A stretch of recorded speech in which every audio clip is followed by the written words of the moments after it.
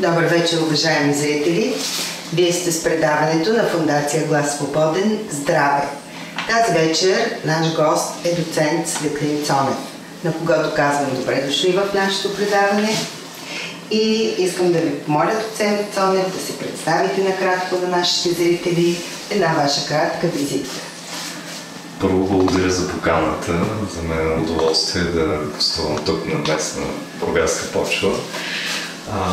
Аз съм кардиолог и ангиолог, т.е. имам две клинични специалности. Занимавам се с кардиология и съдова медицина. С това се занимава ангиологията. Това включва проблеми по артериите, по вените, лимфните съдове. Имам честта от 2-3 години вече да съм част и да бъда хабилитиран в Бургаския медицински факултет, където преподавам пропедевтика на вътрешните болести, което за мен е чест и отговорност, защото това е въвеждането на нашите бъдещи млади колеги, които след година тепърва предстои да излезе първият випуск на медици от Бургаския факултет. И се надявам с гордост да казваме, че те са наши възпитаници.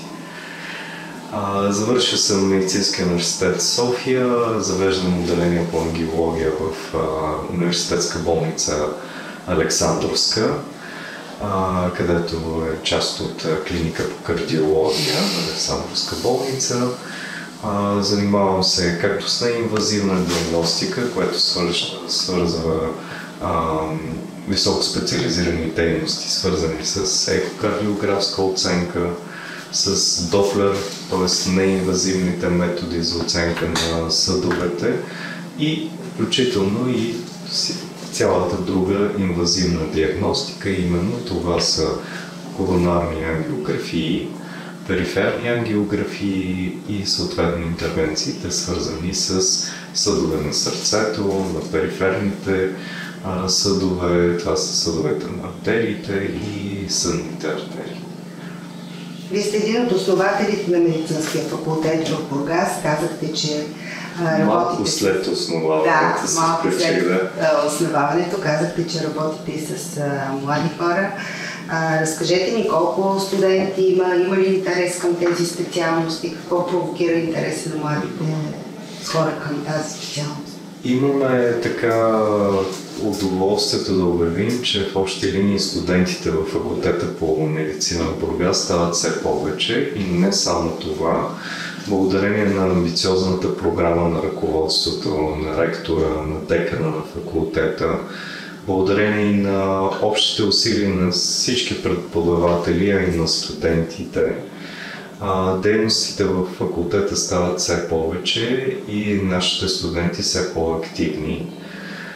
Преди 2 години успяхме да установим с общи усилия и Асоциация на студентите медици със склон в Бургас, което позволи да има вече и разменни програми, не само на национално, но и на международно ниво. Тази година в факултета вече има и чужди студенти, нещо, което е изключително важно, както за това да обогатяваме програмата на факултета, но и дава шанс пък нашите студенти да имат така по-различен поглед, да имат шанса за разменни програми, да имат все по-широк мироглед като бъдещи медици, завършили в град Бургас.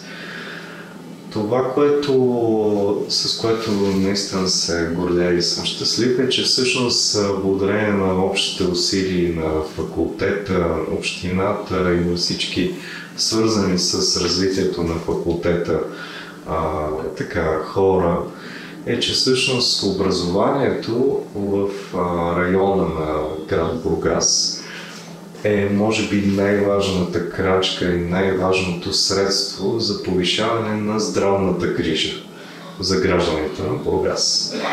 Защото пътя да имаме лекари, които да са завършили тук на местно ниво, да са конкретно ангажирани към здравето на техните съграждани, е най-правилният път. Това от една страна поставя много изпитания. Аз виждам, че нашите студенти са доста така притеснени и амбицирани да докажат, че наистина умеят, наистина знаят, което пък към нас преподавателите поставя така по-високи изисквания, да бъдем доста по-активни в даването на знания, в тяхното обучение, а и доста по-взискателни. А има ли къде да практикуват тези млади хора, тези студенти? Миналата седмица разговаряхме с ректора професор Бозов и той ми каза, че нашите студенти от медицинския факултет вече практикуват.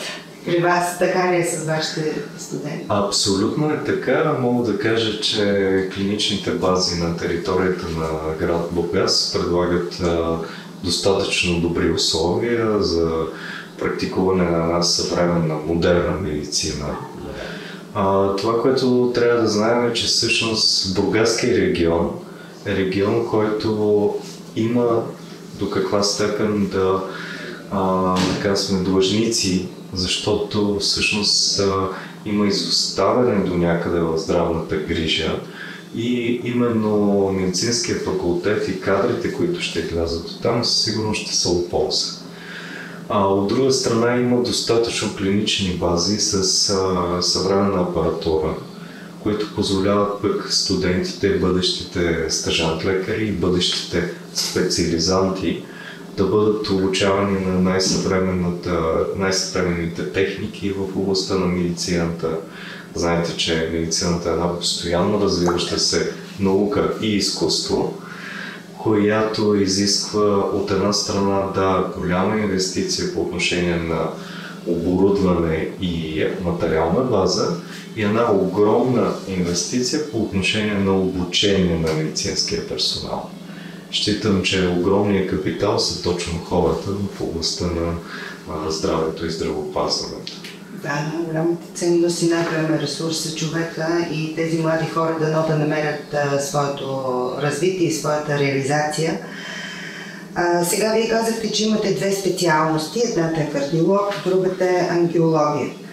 Ако за специалността кардиолог хората или нашите зрители са чували нещо, аз се съмнявам, че доста хора знаят нещо за ангиологията. Бихте ли пояснили малко повече за зрителите какво точно означава това, какви пациенти идват тук, с какви оплаквания, как да се знаят тези неща? Ще започна с все пак с познатата специалност кардиология и ще спомена, че аз съм експерт в областта на ехокардиографията, което означава, че работим и владеем всички съвременни техники, като почнете от най-модерните ехографски методи за изследване, с деформационни индекси, с обстойно изследване на клапките на сърцето. Председател съм на работна група към Дружество на кардиолозите в България по клапна патология. В тази връзка ще обявя, че юни месец ще има един национален конгрес, който умишлено решихме да бъде в Бургас, който е посветен на ехокардиографската и като цяло образната диагностика в областта на кардиологията, като част от Асоциацията по неинвазивна образна диагностика, на която съм член.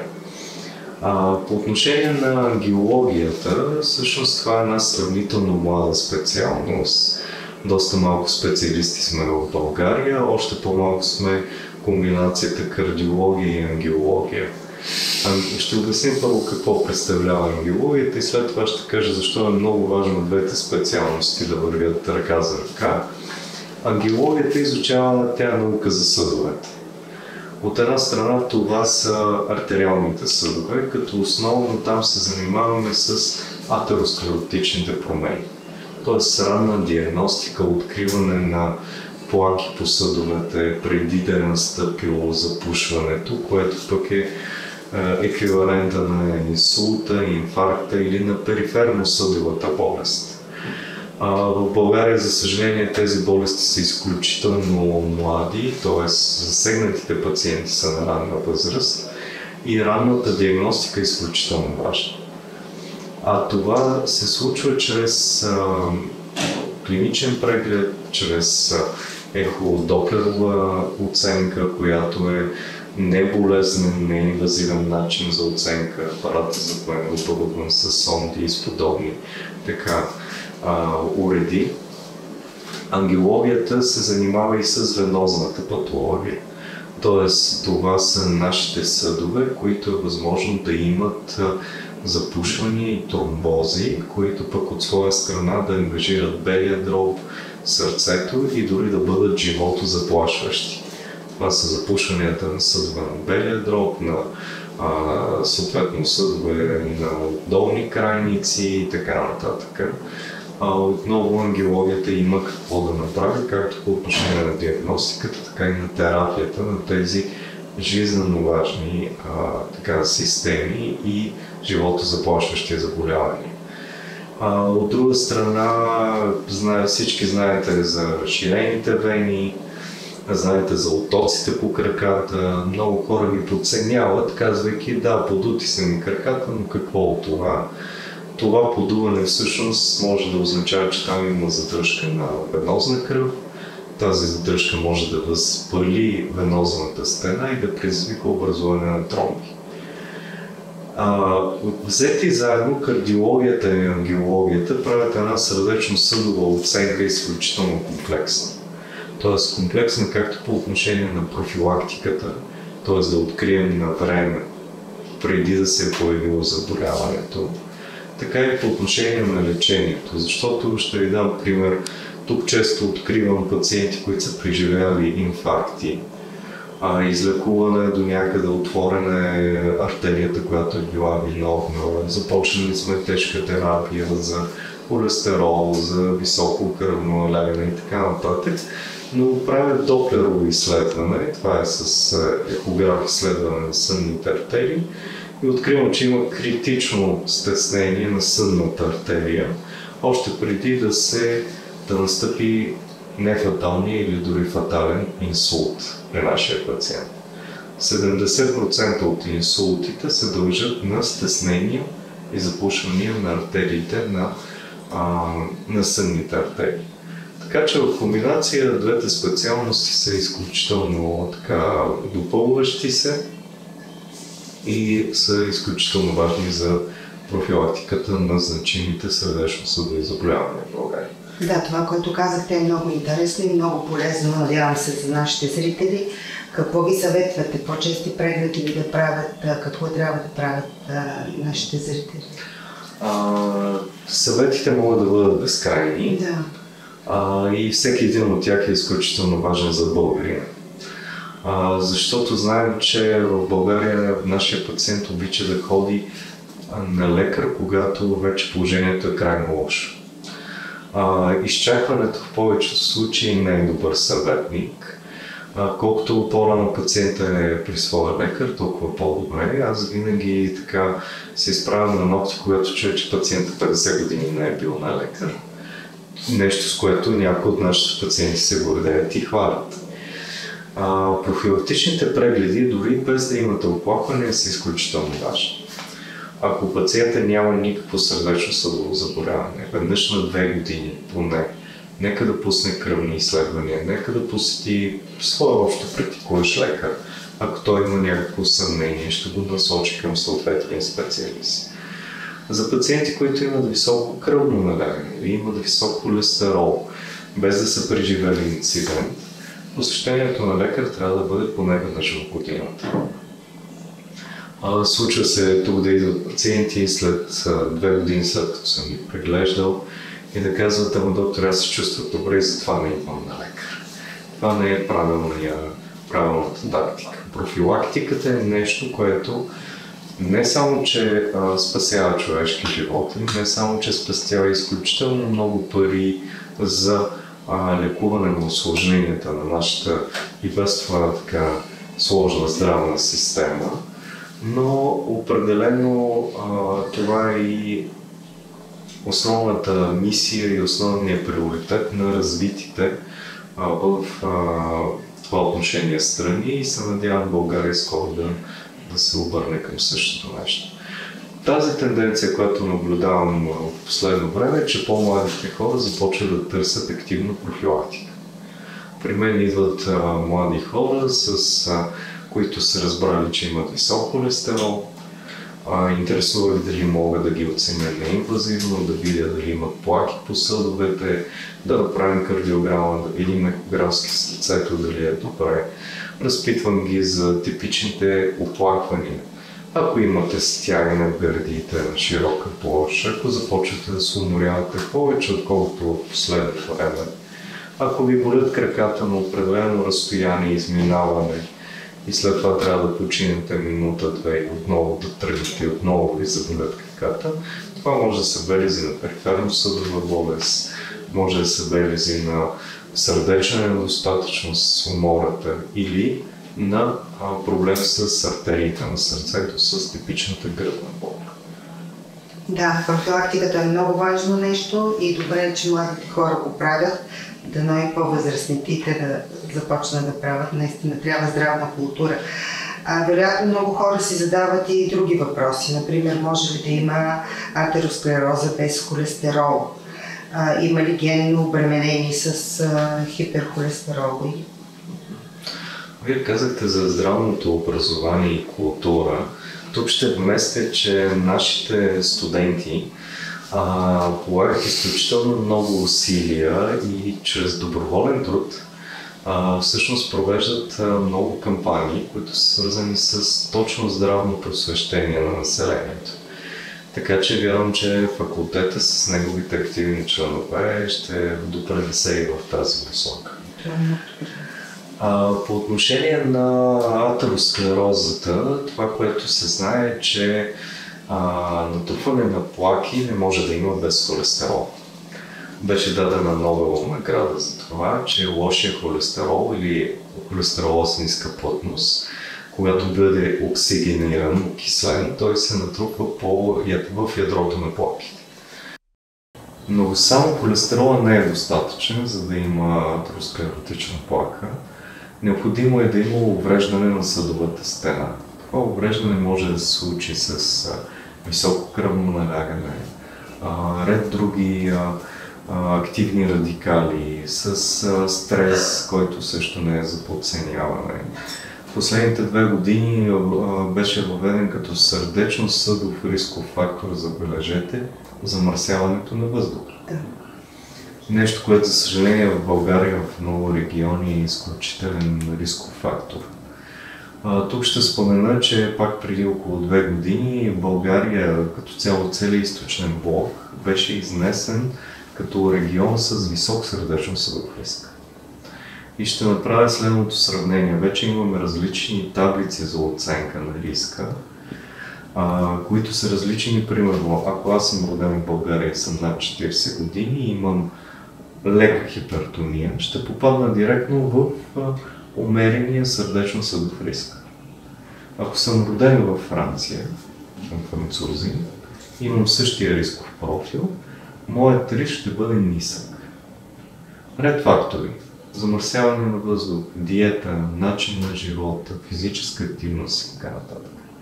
Така че в графата профилактика и промоция, т.е. активно обяснение на всеки наш гражданин, кой е добрият начин да се грижи сам за собственото си здраве, преди то да бъде разрушено, е изключително важно. Да, говорихме до тук за високото кръвно налягане, за хипертонията. Кардиологията занимава ли се обаче с ниското кръвно налягане, с анемия, хронична и такива проблеми? Тях какво ще ви посъветвате? Ще кажа само, че сърцето е орган, който има касателство към всички други системи. Преди малко тук при мен беше колега ендокринолог, с която си говорихме, че всъщност често попадат при мен и пациенти, които имат някаква щитовидна патология. Щитовидната жлеза е диригента на обмяната на процесите в организма. И когато има хормонален дисбаланс, е възможно да се появи сърцебиене, да се появи по-бърз, по-бавен пулс, възможно е да кръвното да започне да играе нагоре-надолу. Понякога ниското кръвно може да има различни измерения и да бъде белег на различни заболявания. При запушване на артерия на ръцете е възможно фалшиво да се измерва по-ниско налягане, отколкото реално е то. особено ако забележите разлика в кръвното между лява и дясна ръка и тази разлика е над 20 мм живак, то е необходимо да се обърнете към лекар, защото е възможно да имате проблем с артериите. Ниското кръвно понякога може да бъде белег на нарушена функция на сърцето. Тогава задължително се изисква консултация с кардиолог. При младите хора, без сърдечно-съдово заболяване, ниското кръвно може да бъде нормално. И най-приятната част от терапията тогава е спортуването и добрата хидратация. Във всички други случаи е необходимо човек да се обърне към специалист и да бъде потърсена причината за ниското кръвно. Да. Къде могат да ви намерят хората, които се интересуват от тези въпроси? Работите и в София, идвате и в Бургас, четете лекции на студенти, преглеждате пациенти. Къде могат да ви намерят, да кажем, на нашите зрители? В интернет платформите, в които може да се запишат часове. И в Бургас е едно място, където консултирам, мога да го кажа. Това е ForLife медицински център, където заедно с колеги от различни специалности правим така една доста комплексна оценка. За щастие вече разполагам и със съвременна апаратура, с която можем да оценим както сърцето, така и съдовете на нашите пациенти. Разкажете нещо за вашата пациентска организация, в която участвате. Тя провежда също различни прегледи, консултации. Всъщност това, което създадохме, е Българска асоциация по промоция и превенция на здравето. И тя е лекарска организация, която обаче е насочена към пациентите. Тоест всяка наша дейност, свързана с лекции, с форуми, с различни материали, свързани с както брошури, онлайн информация и така нататък, тя е адресирана единствено и само към пациентите. Това, което успяхме да организираме последно, това е едно обучение за пациенти с сърдечна недостатъчност. Пациентите с сърдечна недостатъчност, това са хора, чиято функция на сърцето е намалена и те не могат да извършват дори ежедневните си задължения, не могат да работят, някои от тях не могат да се самообслужват. За съжаление, тези пациенти са доста изолирани в обществото, те се стоят по домовете, в тежест не само на тях самите, но и на близките. И в България до някъде тези пациенти са наказани, вместо да бъдат опитвани да бъдат по някакъв начин рехабилитирани. И това, което ние направихме, е едно обучение на пациенти и техните близки за това какво представлява тяхното състояние, какво е важно да следят, какво зависи от тях, като започнете от диетата, стигнете до физическата активност и съответно какви съвременни начини за лечение има. Дадохме примери с други страни, примерно в Италия има такива клиники за пациенти с сърдечна недостатъчност, където работят рехабилитатори, активно се правят гимнастика и всякакви други укрепващи процедури. Имаше едно предаване, което сме гледали за едно момче, което търси своя спасител. Също и за благотворителност става въпрос и за такива неща. Предвиждате ли, вие правите ли такива опити в тази насока, работи ли се? Аз считам, че лекарят трябва да бъде социално ангажиран. Тоест, нашето съсловие би трябвало да бъде пример в обществото. И така, освен социалната си позиция, един лекар трябва да отделя част от времето си за благотворителност. Заедно с мои приятели моторджии, понеже това не се представих, че съм моторист, успяваме почти всяка зима, последните години да раздаваме безплатни топли обяди, като всичко се организира на доброволни начала, благодарение на спонсорства на на част от участниците успяваме да осигурим над 3330 обяда в рамките на 4 месеца, вече трета поредна зима. Това, което сте гледали като предаване, беше нещо, на което никой от нас не иска, но не е и застрахован да не се натъкне. Един прекрасен човек, който беше катастрофирал на магистралата, за нещастие така доста тежко ранен, и първите минути бяха изключително важни. По някакво стечение на обстоятелствата се оказах на това място. Това момче успя да се възстанови, след 5 години ме откри и вече сме дори приятели, като той е активен човек, въпреки че е след травматична ампутация. Един от националите ни обаче и гордост за спортист на баскетбол в инвалидни колички, вече се състезава не само в България, но и в чужбина. Така че това е нещо, което е много, много радостно. Журналистката, която ни свърза всъщност с нощи, буквално беше наградена за спортен журнализъм в млада възраст за цял свят, нещо, което е добрата новина. Така че добрите примери са важни да се показват, за да ни стимулират ние да се опитваме да вървим напред, не само като лекари, но и като граждани. И аз съм щастлив, че доста от нашите студенти участват и в благотворителни кампании, събират се средства за деца, за хора в неравностойно положение. Сигурно сте чували за мартиничките, които се изработват и се продават с благотворителна цел. Така че доброто според мен е заразно и то трябва да следва като лавина. Похвално е това, което правите. Впечатлена съм от вашето добротворство. Надявам се да продължавате все така. Благодаря ви за този разговор. Смятам, че беше интересен за нашите зрители. Благодаря също и съм щастлив, че на местна територия в Бургас ще продължаваме да вървим напред. Много успехи ви пожелавам. Благодаря.